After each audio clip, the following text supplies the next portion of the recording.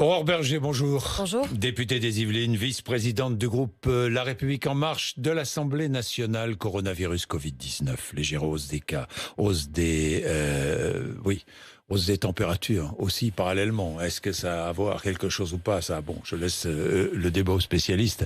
Un peu de relâchement aussi, mais nous ne serons pas à 5000 cas. Donc, par jour, la semaine prochaine, le 15 décembre, 8 000, 10 000 cas par jour.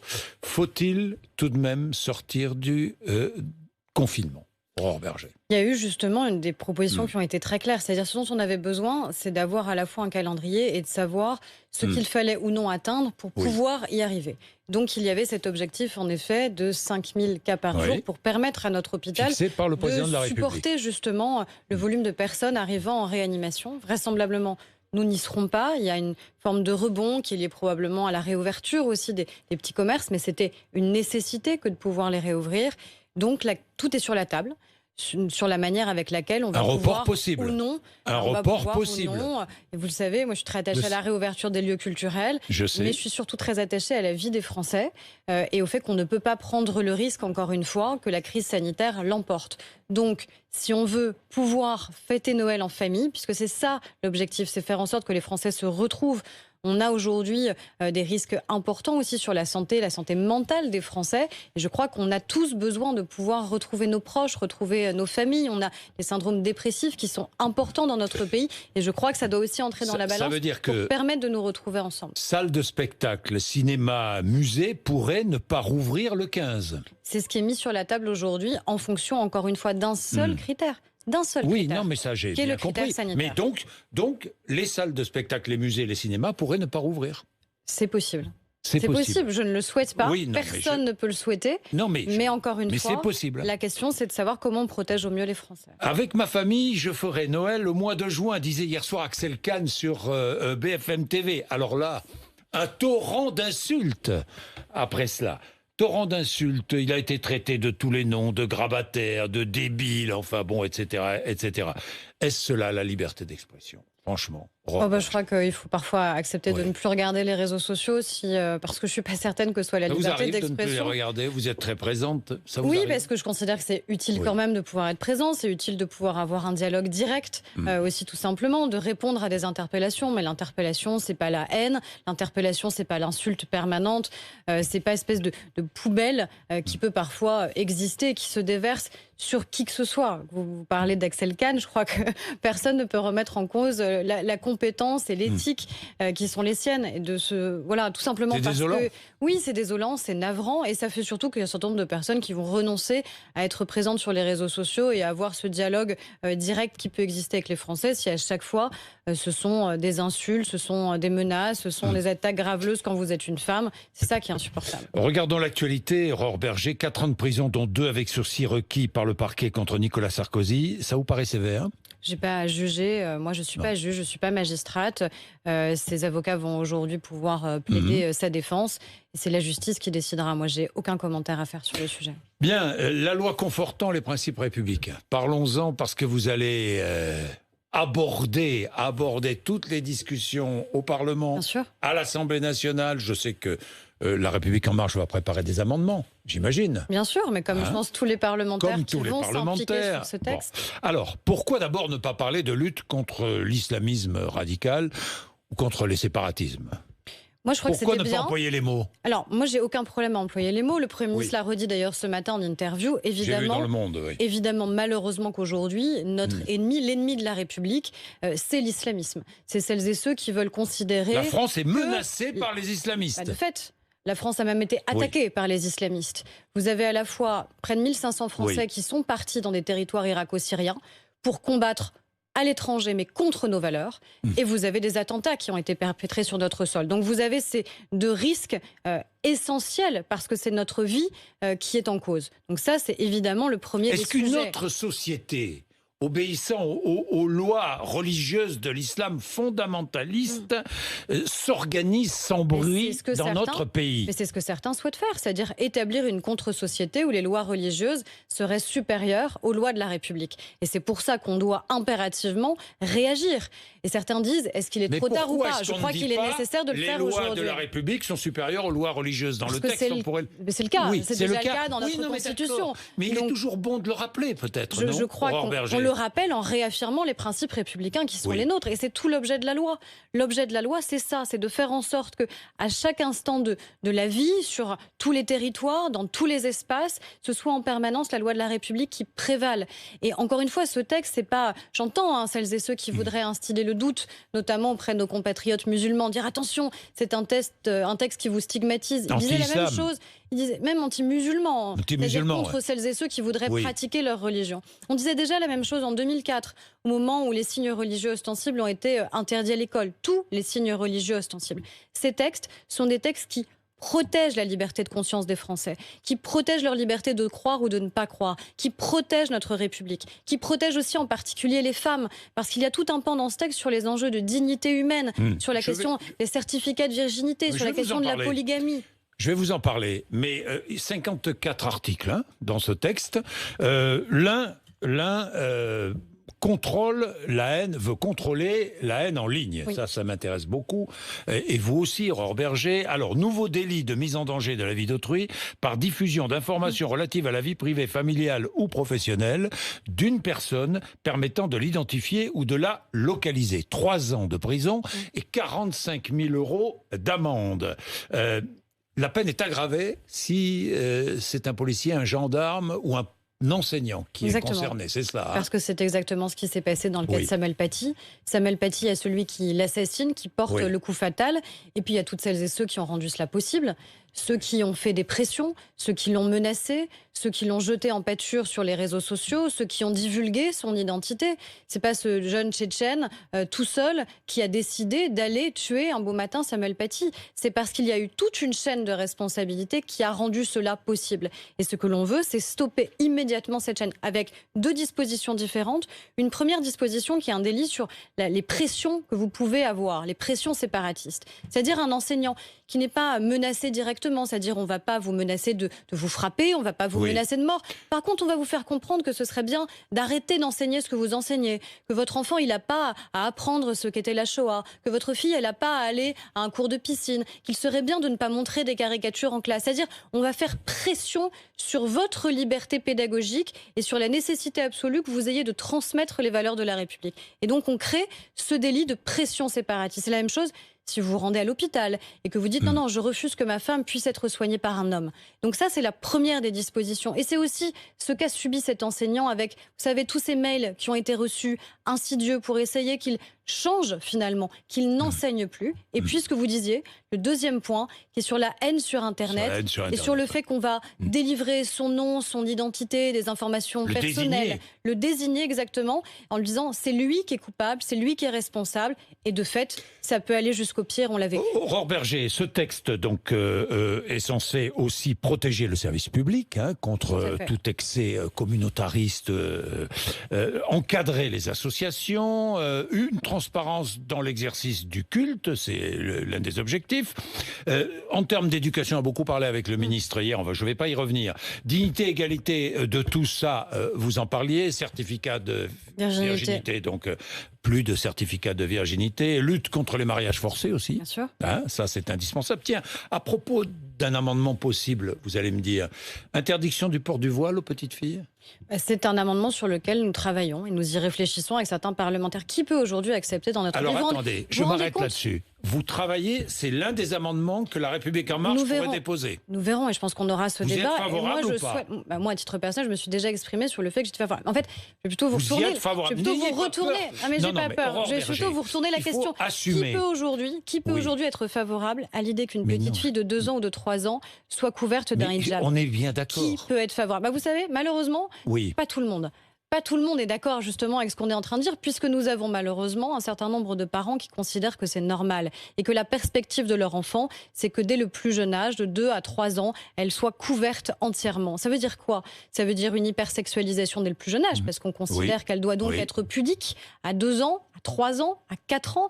Ça veut dire qu'on considère qu'il faut séparer les petits garçons des petites filles. Ça veut dire qu'en vérité, dès le plus jeune âge, on les sépare de la République. On entrave leur capacité à être en lien avec les autres. Alors oui, je pense que c'est des sujets sur lesquels il ne faut pas avoir de tabou. Et il faut les aborder de cette manière-là. Je sais que vous les abordez franchement. Alors, moi, je vais être franc. Est-ce que il y aura un amendement interdisant le port du voile aux petites filles? Je vous dis, moi, avec Jean-Baptiste Moreau, avec bien d'autres parlementaires, c'est un sujet sur lequel nous travaillons pour voir comment cela est possible de l'interdire demain, parce qu'on considère qu'en République française, il est possible qu'il y ait un tel amendement dans le texte. C'est possible, parce qu'on doit protéger nos enfants. Vous vous rendez compte qu'en 2020, je suis invitée sur un plateau de télévision pour parler d'un certificat de virginité? Oui.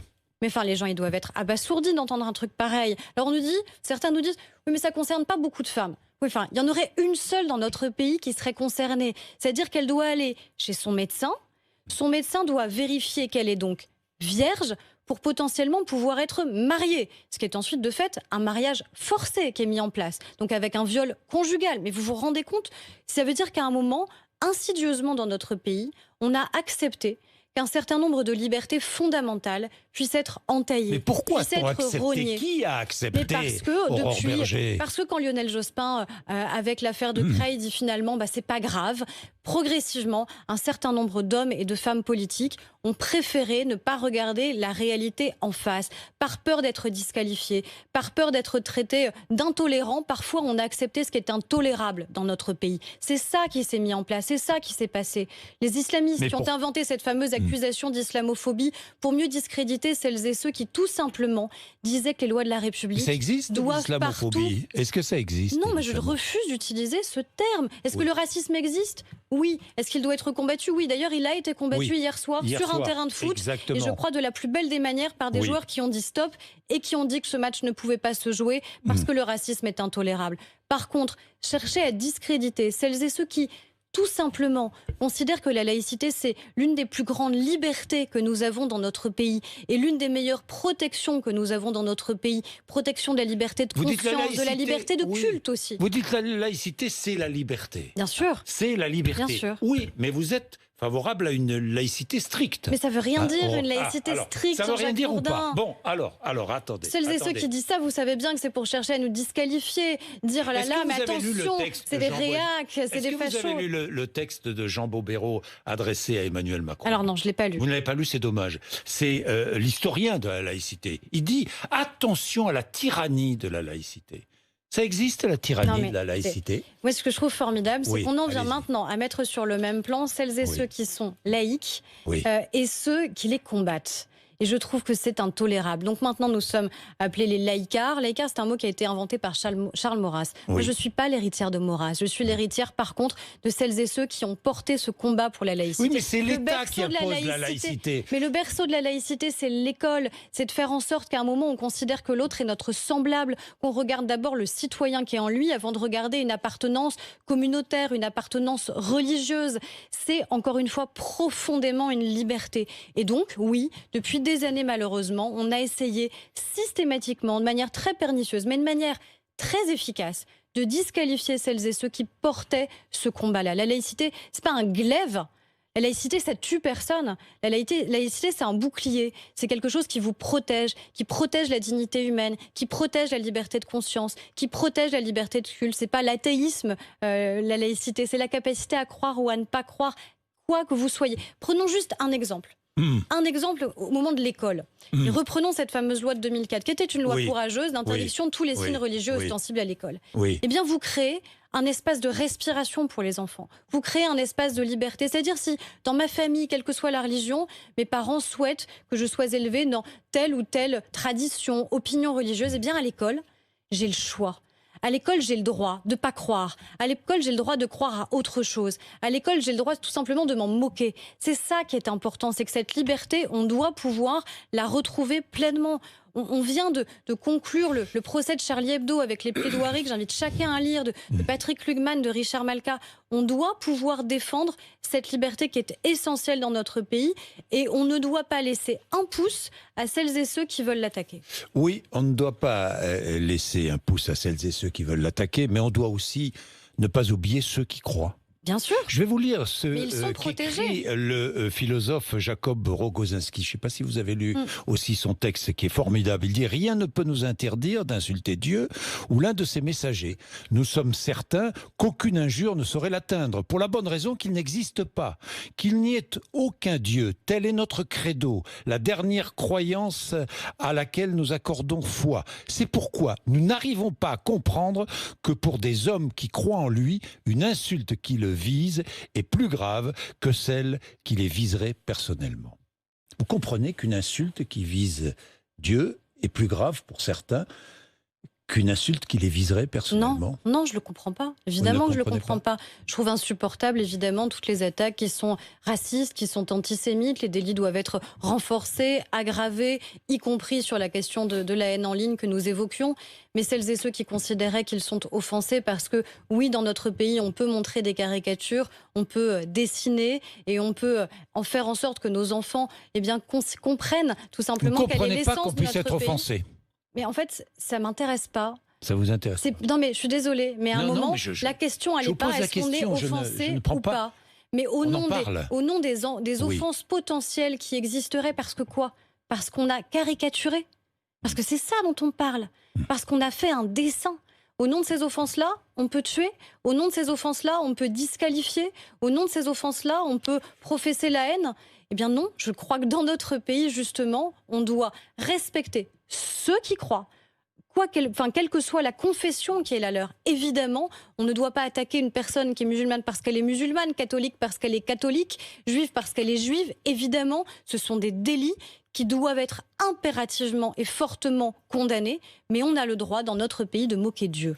Bien, Aurore Berger, je voudrais revenir sur le texte. J'ai juste une petite question, parce que je sais que ça pose problème, mais on en parlait tout à l'heure, on va tout dire, on en parlait tout à l'heure avant l'émission. L'application de ce texte, il y a les lois et puis il y a l'application des lois. Je vais reprendre juste un exemple pris par le Premier ministre dans son interview du Monde. Il parlait d'un club de judo où l'on se refuse de s'incliner devant l'adversaire parce qu'on ne peut s'incliner que devant Dieu. Mais on fait quoi avec ce club de judo? On le ferme? Eh bien, on met en place des contrats d'abord. Et qui va contrôler? Alors, on a les préfectures qui contrôlent évidemment. Oui. On fait en sorte qu'il n'y ait plus de subventions publiques, parce qu'à partir du moment où on ne respecte pas les valeurs de la République, on n'a pas à être subventionné par la République. Ça, c'est la première des étapes. Et puis, on contrôle de manière extrêmement régulière ce qui est enseigné, ce qui est professé, ce qui est dit, quelles sont les personnes qui sont intégrées au sein de ces associations. C'est tout cela qu'on vient renforcer, contrôler. Encore une fois, pourquoi ? Pour garantir la protection notamment de nos enfants. Nos enfants n'ont pas à être soumis à ce jeu-là, n'ont pas à être soumis à celles et ceux qui voudraient leur tordre l'esprit. Vous comprenez la presse américaine, vous avez vu le New York Times, vous avez vu le Financial Times, c'est qui est anglais, vous avez vu d'autres grands journaux anglo-saxons qui ne comprennent pas. Mais comme moi, je ne comprends pas leur modèle. Mais comme moi, j'ai pas envie que Mais comme moi, j'ai pas envie demain que notre modèle. C'est quoi? C'est la gauche américaine qui est multiculturel, qui est gangrénée. C'est la gauche américaine qui est gangrénée. Je sais pas si c'est gangréné, mais c'est un modèle qui est complètement différent du nôtre. C'est un modèle où on juxtapose des communautés, où on se reconnaît d'abord dans sa propre communauté avant de se reconnaître dans une communauté qui est nationale. Eh bien, nous, on se reconnaît d'abord dans la République. Magazine, le traitement réservé par la France à ses citoyens musulmans est la véritable mesure de ses valeurs républicaines. Voilà ce qu'écrit Time Magazine. Mais oui, mais écoutez, c'est ce qu'écrit le Time Magazine, très bien. Oui. Mais moi, je suis française. Et moi, je veux que sur le sol de la République française, eh bien, ce soit les valeurs de notre République qui soient appliquées partout. Et si ça met en colère le Time, ça les regarde. Mais moi, je considère en effet que la meilleure protection que l'on puisse offrir aujourd'hui à nos concitoyens qui sont musulmans, c'est de lutter contre l'islamisme. Ce que font ces gens, dans la manière, dans les éditos qui sont mis en place, et notamment ce qui s'est passé après l'assassinat de Samuel Paty, où la France a presque été désignée comme étant coupable et responsable. C'est-à-dire que finalement, c'était plus celui qui avait donné les coups ou ceux qui les avaient permis, mais c'était presque la France qui était mise en accusation. Eh bien, en fait, ces gens-là font le jeu des islamistes parce qu'ils considèrent que les musulmans sont des islamistes. C'est ça qui est insupportable. La loi que l'on fait, la loi qui va renforcer les principes républicains, c'est justement une loi qui protège l'ensemble de nos concitoyens et qui fait en sorte que personne ne soit sous le joug d'une idéologie fondamentaliste. Qu'attendez-vous du débat à l'Assemblée nationale? Eh bien, Et notamment de vos adversaires politiques. Qu'attendez-vous d'eux? Eh bien, j'attends cela. J'attends que chacun, à un moment, mette à jour ce qu'il a envie pour notre pays. Quelles sont les valeurs qu'il souhaite que notre pays embrasse réellement aujourd'hui?